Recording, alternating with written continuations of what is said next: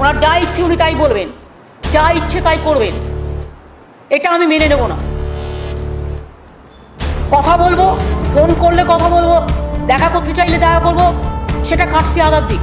কিন্তু এইভাবে এরকম ডিক্টেট করা গভর্নর, প্রত্যেকে ডিক্টেট করে বলে দিচ্ছে এটা করতে হবে। Who is he to say all this rubbish thing? विकास कहीं जमीन पर दिखाई नहीं दे रहा है। इतने सालों तक जीटीए का ऑडिट न होना अच्छी बात नहीं है। कानून में इसका प्रावधान है। उन सब की बातों का संज्ञान लेते हुए मैं जीटीए का ऑडिट सीएजी से कराऊंगा। मुख्यमंत्री ममता बनर्जी ने आज एक बार फिर राज्यपाल जगदीप धनखड़ पर निशाना साधा है।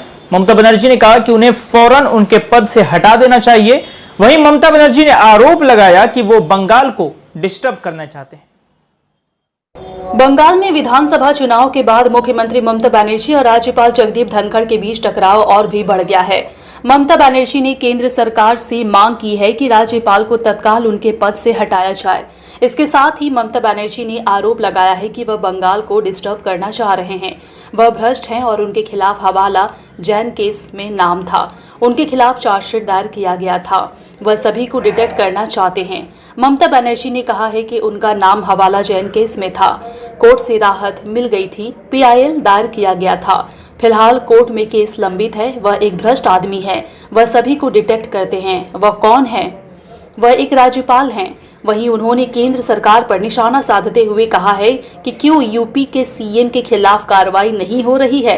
यूपी में 100 डेड बॉडी गंगा में बहा दिया गया, बड़ा अपराध किया गया, लेकिन कोई रिकॉर्ड नहीं है। सिर्फ बंगाल में अवरोध पैदा कर रहे हैं। विधानसभा चुनाव में बीजेपी हार गई है, लेकिन अभी भी हार स्वीकार नहीं कर पा रही। এই তো রাজ্যপাল দেখলেন তো ঘুরে এলো উত্তরবঙ্গ থেকে, কি করতে গেছিলেন, কত লোককে নিয়ে গেছিলেন। আরো আজকে আবার নতুন টিম গেছে উনি চলে আসার পর, কারণ সেখানে আরেকজনকে রেখে দেওয়া হয়েছে। কাদের সাথে মিট করেছেন? বিজেপির MP, বিজেপির MLA, বিজেপির ব্লক সভাপতি। এবং কেন তিনি হঠাৎ করে উত্তরবঙ্গ সফরটা বেছে নিলেন? উত্তরবঙ্গকে ভিন্ন ভিন্ন ছিন্ন ছিন্ন করার খেলায় মত্ত হতে। এবং আমি এটাও জানি, আমাকে কেউ কেউ বলেছে, তাদের বলা হয়েছে আন্দোলন গড়ে তোলো। এটা রাজ্যপালের কাজ নয়। আমি সরি, কতকগুলো কর্তব্য, কতকগুলো ভূমিকা থাকা উচিত। আমি এরকম রাজ্যপাল আগে কখনো দেখিনি। তবুও কনস্টিটিউশন, যতদিন থাকবেন দেখা করব, যতদিন থাকবেন কথা বলবো, এটা আমার কাটছি। তবে ওনাকে যাতে সরিয়ে নেওয়া হয় এর জন্য আমি 3টে চিঠি লিখেছি। এটা কেন্দ্রীয় সরকারের ভেবে দেখা উচিত, জেদি না করে। হ্যাঁ বলুন।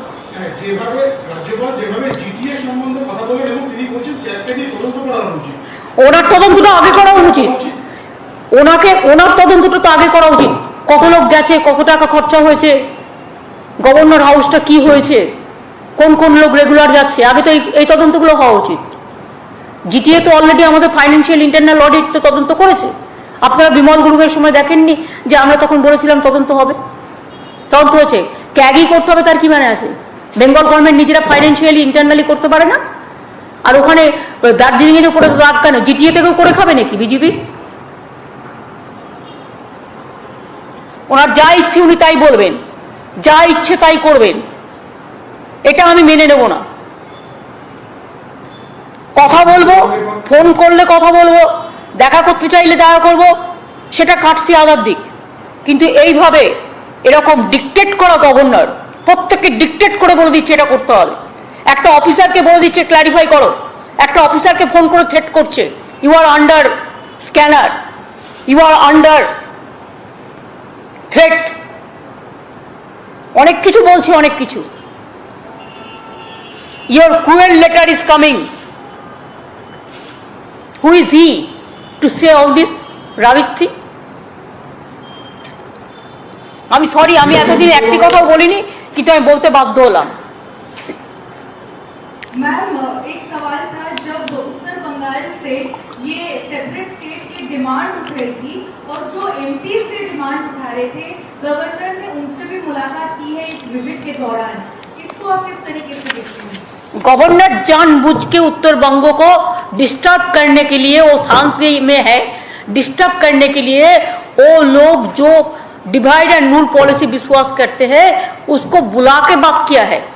उन्होंने किसका किसका साथ मिला, अगर आप लिस्ट देखें तो ये आपका पास साबुत हो जाएगा। बहुत सारे लोगों को लेके उन्होंने गया है, पूरा टीम लेके। Support Truth, support us. GPay and PhonePe 98310 60581.